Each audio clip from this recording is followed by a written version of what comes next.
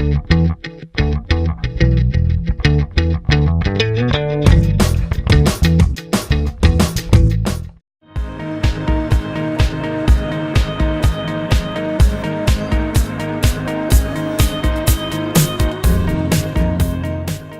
you tell us a bit more about the integration of social media and film? Integration of social media and film. Well, it's such a huge area, and one of the things that keeps coming up is there's a bit of a hesitancy on the part of the filmmakers to involve themselves in what can be done on social media. And so the first hurdle to cross is encouraging the filmmaker to see it as a creative channel that they can use to create stuff. And they're already doing that with the structure of film. You know, a filmmaker chooses film as a medium because they love that structure and they want to work within it to tell their stories. Social media presents another medium, if you want to look at it that way, where you can create your own structures and you can do all sorts of crazy things and integrate your storytelling into social media instead of your film, or as well as your film. Depends on how you want to do it.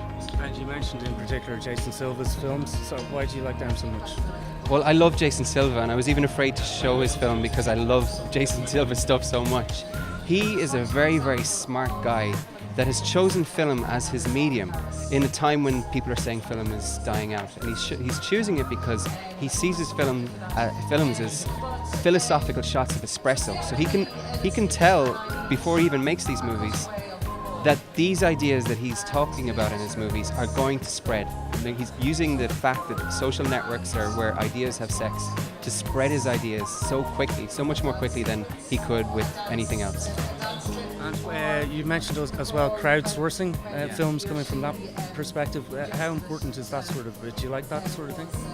Well, personally, I love crowdsourcing because I've made a movie called Dublin the Movie using crowdsourcing, but I think it's just one of the ways that you can involve people in making your film.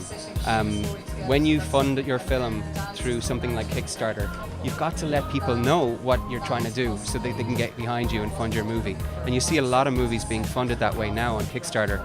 So crowdsourcing is just one way of getting lots and lots and lots of people to buy into your movie and into the story you're trying to tell at a very early stage before you even make it. But there's lots of other ways you can do that too, because storytelling is as old as the hills. So you just need to get your story out there, spread your ideas, and people will gather around that in the weirdest ways. What sort of future trends do you see developing in the years to come? Sure. Well, in the years to come, I see that I think the future trends are going to be that film becomes part of an overall world that's created. So your experience in the cinema, I believe, will be part of your experience of a world, and you'll bring that world outside with you. You'll have it on your laptop, you'll have it on your iPad, wherever you go, you will be part of this world, because I think people inherently need to inhabit the stories that are being told. So when people see a movie, they want to take it outside and interact with it and talk to their friends about it, but not only that, to share the stories and the ideas in the movies in different ways. And you're enjoying Digital Biscuit? I am indeed, yes. It's been a great day so far, and there's been loads of really interesting ideas, so I'm looking forward to the rest of it. Thanks, mate.